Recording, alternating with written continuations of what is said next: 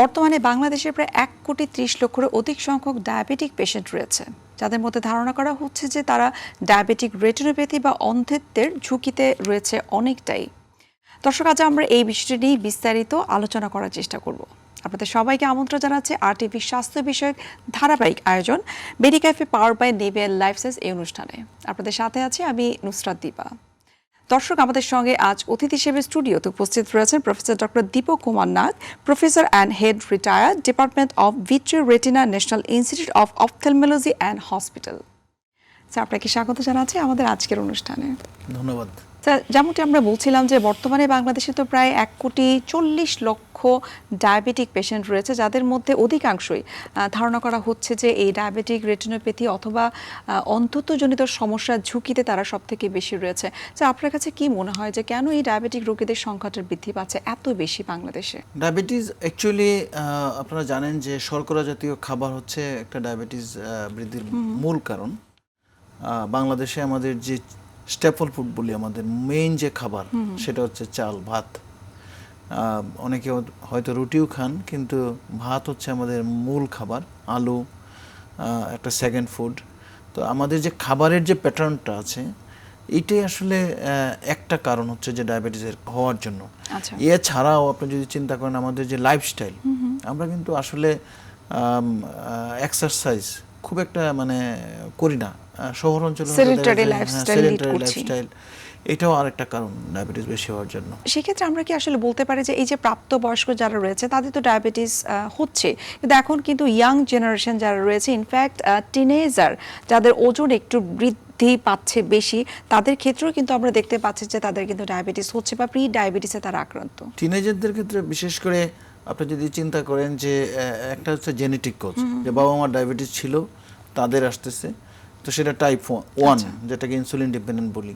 এবং একইভাবে বলতে হয় যে তারাও অনেকটা সেডেন্টারি লাইফ লিড করে। আমরা যখন ছোটোবেলায় ছিলাম তখন অনেক খেলাধুলা করেছি, আমরা ফুটবল খেলেছি, আমরা লং জাম্প, দৌড় এগুলো খেলেছি। এখন দেখেন স্কুল কলেজগুলোতে সেগুলো হয়তো সুযোগই নেই।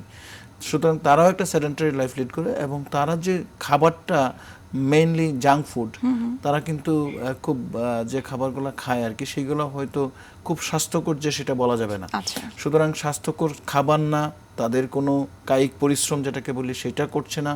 আর জেনেটিক্যালি যখন বাবা মার কাছ থেকে তারা সেই জিনটা পাচ্ছে, তখন কিন্তু সেই স্বল্প বয়সের যে ছেলেমেয়েরা, তাদের কিন্তু প্রি ডায়াবেটিক বা ডায়াবেটিস রোগে আক্রান্ত হয়। তার মানে স্যার আমরা বলতে পারি যে দুটো ফ্যাক্টর এখানে ট্রিগার করছে ডায়াবেটিক হওয়ার ক্ষেত্রে, সেটা হচ্ছে জেনেটিকগত কারণ এবং হচ্ছে যে আপনি যেমনটি বলছিলেন যে অস্বাস্থ্যকর জীবনযাপন করা।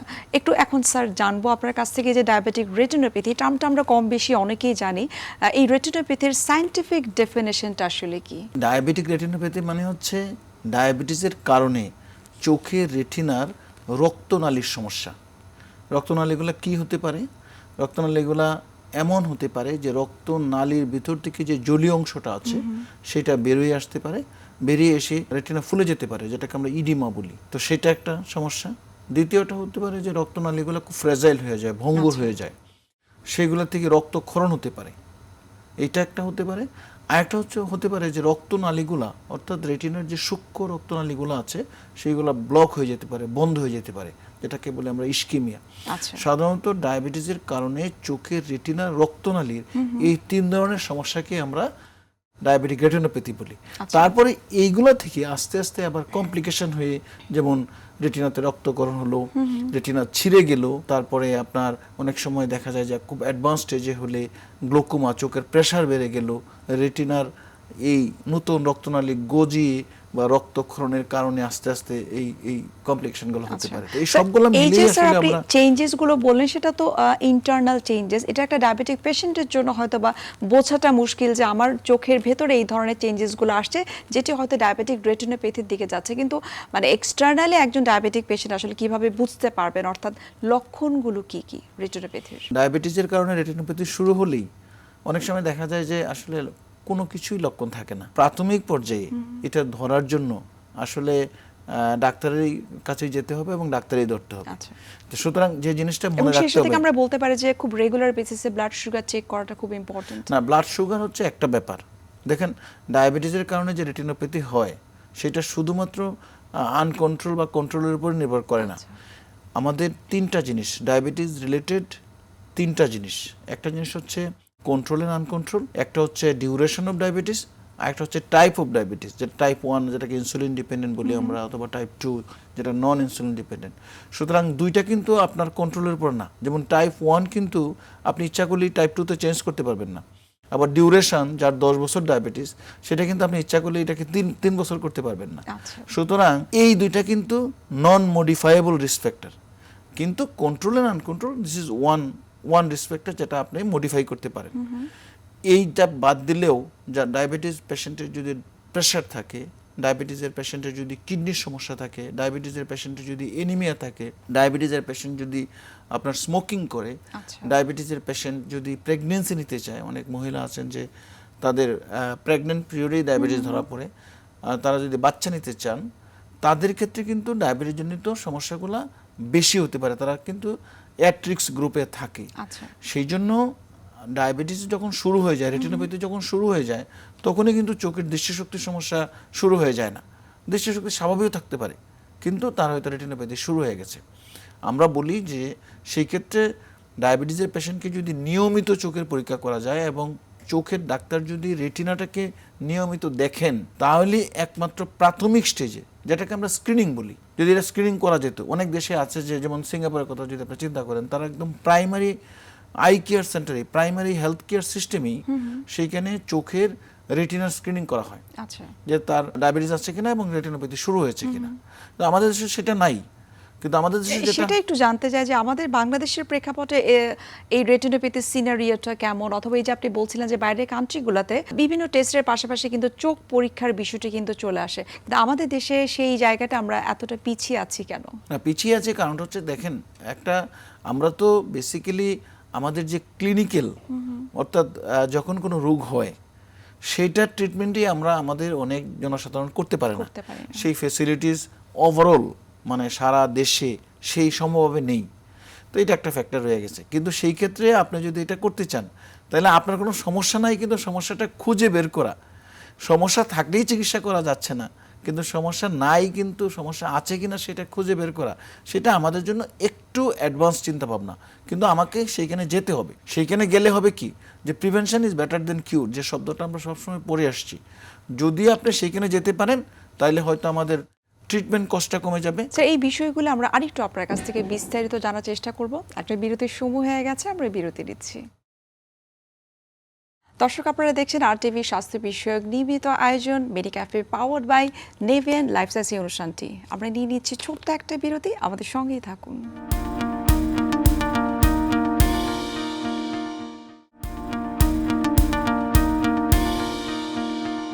দর্শক, ফিরে আসলাম বিরতি থেকে। আপনাদেরকে আরও একবার স্বাগত জানাচ্ছি RTV স্বাস্থ্য বিষয়ক নিয়মিত আয়োজন মেডিক্যাফে পাওয়ার্ড বাই নেভিয়ান লাইফ সায়েন্সে। এখন আপনার কাছে একটু জানতে চাই যে এই ডায়াবেটিক রেটিনোপ্যাথির হবার ঝুঁকিতে আসলে কারা কারা রয়েছেন? এই যে বললাম যে যাদের অনিয়ন্ত্রিত ডায়াবেটিস আছে তাদের একটা ঝুঁকি আছে। তারপরে যাদের ডায়াবেটিসের সাথে প্রেশার আছে, ব্লাড প্রেশার আছে, তাদের একটা ঝুঁকি আছে। যাদের কিডনির সমস্যা আছে তাদের ঝুঁকি আছে। যারা বাচ্চা নিতে চায়, যেসব মহিলারা ডায়াবেটিসের পেশেন্ট কিন্তু বাচ্চা নিতে চায়, এই প্রেগনেন্সি পিরিয়ডটা খুবই ইম্পর্টেন্ট, বিকজ তখন ডায়াবেটিস জনিত যে কমপ্লিকেশনগুলো, বিশেষ করে রেটিনোপ্যাথি, খুবই বেড়ে যায়। সুতরাং তাদের একটা ঝুঁকি আছে। বর্তমানে এটা কিন্তু অনেক বেশি দেখা যাচ্ছে, জেস্টেশনাল যে ডায়াবেটিসটা হচ্ছে। রাইট। তারপরে যাদের এনিমিয়া আছে এবং ডায়াবেটিসের পেশেন্ট যারা নাকি স্মোকিং করে, তাদের ঝুঁকিটা অনেক বেশি। স্যার, আপনি বলছিলেন যে এই ডায়াবেটিক রেটিনোপ্যাথি বা নেফ্রোপ্যাথি যে অসুখগুলো রয়েছে সেগুলো নন মডিফায়েবল, কিন্তু এগুলোকে আসলে প্রিভেন্টেবল করা যেতে পারে কিনা? না, এই যে বললাম যে প্রিভেন্ট হচ্ছে যে আপনি যদি খুব প্রাথমিক স্টেজে, প্রথম কথা হচ্ছে যে রিস্ক ফ্যাক্টরগুলো বললাম সেগুলো যদি আপনি কন্ট্রোল রাখেন, তাহলে এটার প্রগ্রেশনটা হয়তো কম হবে। আর দ্বিতীয় কথা হচ্ছে, এটা হলো প্রাইমারি প্রিভেনশন। সেকেন্ডারি প্রিভেনশন হচ্ছে যে যখন আপনি স্ক্রিনিং করবেন, স্ক্রিনিং করে আপনি যদি দেখলেন যে না, তার রেটিনোপ্যাথি শুরু হয়েছে, সেই ক্ষেত্রে আপনি তাকে কিছু অ্যাডভাইস আছে, হয়তো কিছু মেডিসিনও লাগতে পারে, সেই ক্ষেত্রে সেটা প্রিভেনশন করতে পারেন। আর টারশিয়ারি প্রিভেনশন যেটা বলে, সেটা হচ্ছে কমপ্লিকেশন হয়ে গেছে, মনে করেন ডায়াবেটিস রেটিনোপ্যাথির কারণে মেকুলাতে ইডিমা, রেটিনাতে পানি জমে গেছে, অথবা রক্তকরণ হয়েছে, তখন হয়তো আমরা ইনজেকশন অথবা লেজার করে থাকি। কোনো কোনো সময় আমি যে কথা বলছিলাম যে একদম অ্যাডভান্স স্টেজে যখন চলে যায় তখন ডায়াবেটিস জনিত কারণে চোখের রেটিনা ছিঁড়ে যায়, যেটাকে আমরা ট্র্যাকশনাল রেটিনাল ডিটাচমেন্ট বলি। সেটা যদি হয় তখন অপারেশন করতে হয়। সুতরাং প্রিভেনশন ব্যাপারটা হচ্ছে কি যে বিভিন্ন স্টেজে প্রাইমারি, সেকেন্ডারি এবং টার্সিয়ারি লেভেলে সব জায়গাতেই একটা আছে, চিকিৎসা ব্যবস্থা আছে, সেটা করা যায় যদি রোগী ডাক্তারের কাছে মানে রেগুলার চেক আপ করে সঠিক সময়ে যদি তিনি সঠিক চিকিৎসা নেন। এক্ষেত্রে একটু জানবো, আমাদের অনুষ্ঠানটি যারা দেখছেন অনেক অডিয়েন্স রয়েছেন যাদের হয়তো ডায়াবেটিক পেশেন্ট, তাদের কাছে হয়তো প্রশ্ন থাকতে পারে যে আমার হয়তো এই সিমটমগুলো রয়েছে, সুতরাং প্রাথমিক অবস্থায় যদি আমি ট্রিটমেন্ট শুরু করি সেক্ষেত্রে সেই ট্রিটমেন্ট প্রোটোকলটা আসলে কি হতে পারে? ট্রিটমেন্ট প্রোটোকলটা হচ্ছে যে যদি দেখা যায় যে কারো ডায়াবেটিস জনিত কারণে রেটিনাতে কোনো সমস্যা নাই, প্রোটোকল হচ্ছে বছরে অন্তত একবার তাকে চোখ পরীক্ষা করতেই হবে, রেটিনা পরীক্ষা করতে হবে। আচ্ছা, যদি দেখা যায় যে তার চোখে রেটিনাতে চিকিৎসা অনুপযুক্ত, মনে করেন যে চোখে অল্প রক্তক্ষরণ হয়েছে অথবা রেটিনাতে কিছু অল্প চেঞ্জ হয়েছে, অল্প পানি জমেছে, সেই ক্ষেত্রে হয়তো ডায়াবেটিস কন্ট্রোল নিয়ন্ত্রণ করলেই হবে, অথবা অন্যান্য যে রিস্ক ফ্যাক্টরগুলো আছে, যেমন ধরেন প্রেশারের কথা বললাম, অ্যানিমিয়ার কথা বললাম, স্মোকিং বন্ধ করলে, এইগুলা করলেও তার চোখের রেটিনা ভালো থাকতে পারে। এবং তখন হয়তো 3 মাস অথবা 6 মাস পরে পরে ডাক্তারের কাছে আসতে হবে, চোখের ডাক্তারের কাছে, এবং রেটিনা দেখাতে হবে। কিন্তু যখন দেখা যায় যে ট্রিটেবল কন্ডিশন হয়ে গেছে, মনে করেন রেটিনাতে ফ্লুইড জমে গেছে, পানি জমে গেছে, ইডিমা হয়ে গেছে, রক্তক্ষরণ হয়েছে, তখন হয়তো আপনাকে ইনজেকশন দিতে হবে। ইনজেকশনে যদি ভালো না হয় তাহলে হয়তো অপারেশনে যেতে হবে, অথবা প্রাথমিক পর্যায়ে হয়তো লেজার করেও দেখা যেতে পারে যে সেটাকে প্রিভেনশন করা যায় কিনা। সুতরাং ট্রিটেবল কন্ডিশন যখন চলে আসবে তখন প্রোটোকলটা হবে according to your stage of the disease, কোন স্টেজে আপনি আছেন। কিন্তু ট্রিটেবল কন্ডিশন না আসলেও তখন হয়তো আপনি 3 মাস বা 6 মাস পরে দেখাতে পারেন।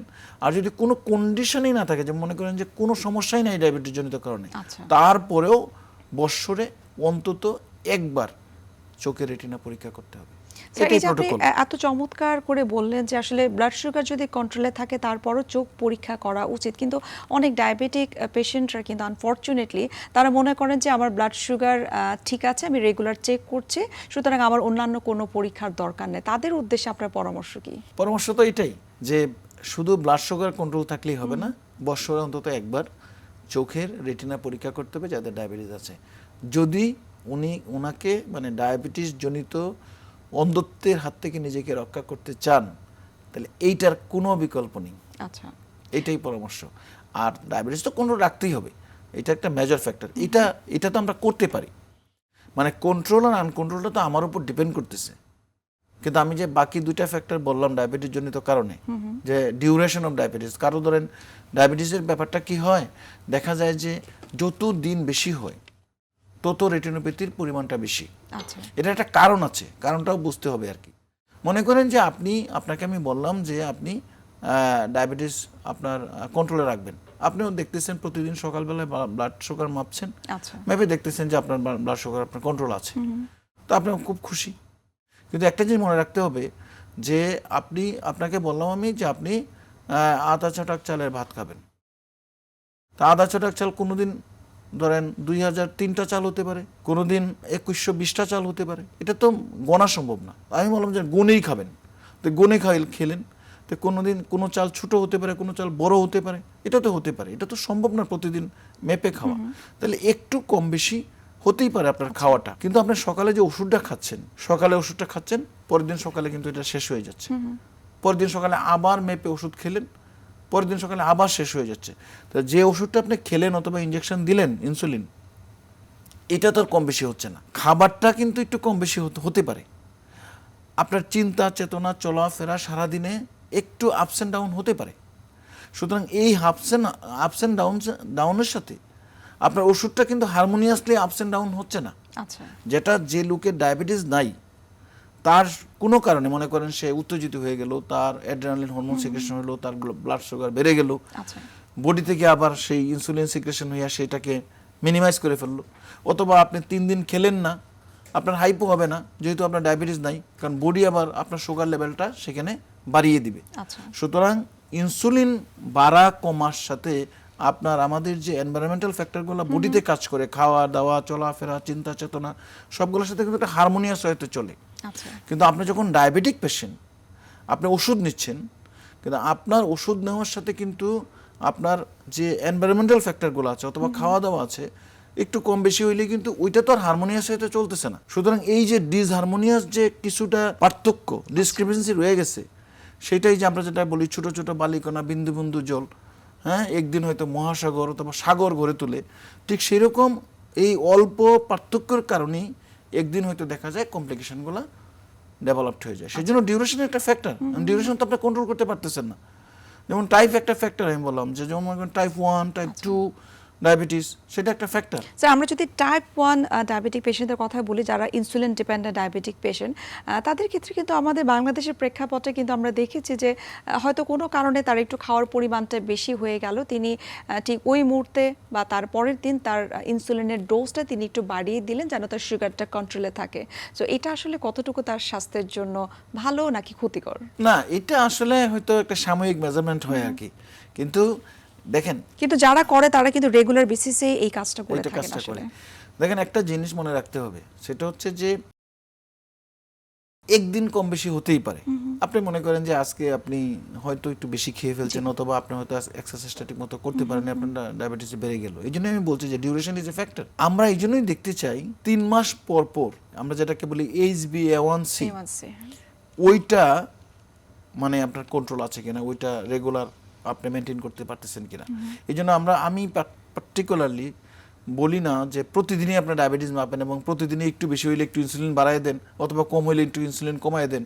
অ্যাকচুয়ালি এটা খুব মানে খুবই প্র্যাকটিসটা আসলে খুব শোককর প্র্যাকটিস না।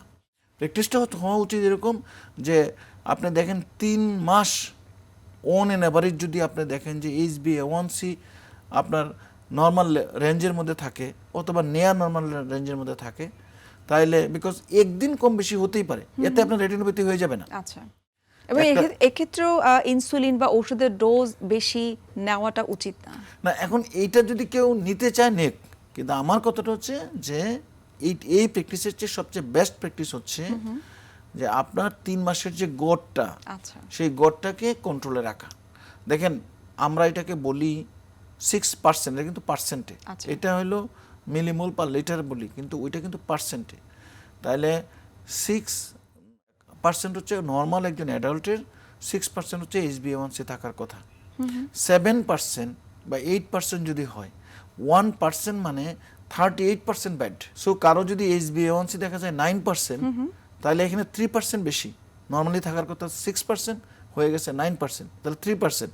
একজনে তো মনে করতে পারে যে মাত্র 3% বেশি, বাট যদি আমি চিন্তা করি যে 38% মানে পার পার্সেন্ট 1% যদি 38% খারাপ হয়, তাহলে 3%-এ প্রায় 3-4-12 120% কিন্তু খারাপ। স্যার, অনুষ্ঠানে একেবারে শেষ পর্যায়ে অসংখ্য ধন্যবাদ এত মূল্যবান কিছু গুরুত্বপূর্ণ তথ্য আমাদেরকে দেওয়ার জন্য। আপনাকে ধন্যবাদ, এবং যারা শুনেছেন, আমার মনে হয় যে বিশেষ করে যারা ডায়াবেটিসের পেশেন্ট আছেন, ওনারা যদি আমি যে কথাগুলো বলেছি তারা ফলো করেন, নিশ্চয়ই ডায়াবেটিস জনিত কারণে অন্ধত্ব থেকে নিজে থেকে মুক্ত রাখতে পারবেন। সুপ্রিয় দর্শক, এতক্ষণ আপনারা দেখছিলেন RTV স্বাস্থ্য বিষয়ক নিয়মিত আয়োজন মেডিক্যাফে পাওয়ার্ড বাই নেভিয়ান লাইফ সায়েন্স এই অনুষ্ঠানটি। আজ এখানে শেষ করতে হচ্ছে, দেখা হবে আগামী পর্বে। সেই পর্যন্ত আপনারা সবাই ভালো থাকুন, সুস্থ থাকুন। আল্লাহ হাফেজ।